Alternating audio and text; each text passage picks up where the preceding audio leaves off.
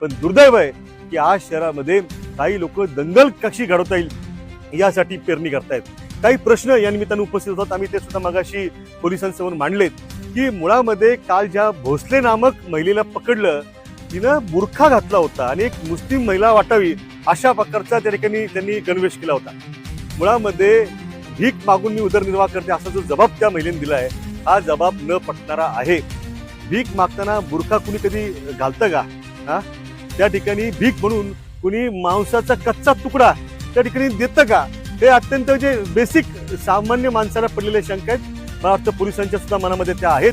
त्यामुळे आरोपीला अटक काल झालीये, अर्ध सत्य समोर आलंय. पण या प्रकरणाचा खरा मास्टर माइंड सूत्रधार कोण आहे हे पूर्ण सत्य समोर आणून समाजासमोर आणण्याचं काम त्या ठिकाणी पोलिसांनी करावं अशी आमची मागणी आहे. त्याचबरोबर गंगा उद्यान प्रकरण जे आहे ते सुद्धा मध्यंतरी घडलं, त्यात सुद्धा एक तणाव निर्माण होईल अशी परिस्थिती उद्भवली. मुळामध्ये भारतीय मुस्लिम जे आहेत त्यांच्या बाबतीमध्ये नमाज पठण करताना काब्याच्या दिशेनं म्हणजे पश्चिमेकडे सूर्य मावळतो त्या दिशेला तोंड करून नमाज पठण केलं जातं. पण गंगा उद्यानच्या नमाज पठण प्रकरणामध्ये उत्तरेकडे तोंड करून तो प्रार्थना ती केली गेली आहे. त्यामुळे तिथे सुद्धा दाट संशय आहे की यामागे नेमकं खरं काय आहे याचा शोध त्या ठिकाणी पोलिसांनी लावावा अशी आमची मागणी आहे. एकच या निमित्तानं सांगेल की या शहरामध्ये शांतता पाहिजे, आम्हाला दंगल नको. पोलिसांनी आज जे काही काम केले त्याचं आम्ही भरभरून कौतुक करतो आणि या शहरामध्ये शांतता आणि एकता ठेवण्यासाठी आमचा विरोधी पक्ष म्हणून सातत्याने त्या ठिकाणी प्रयत्न असेल.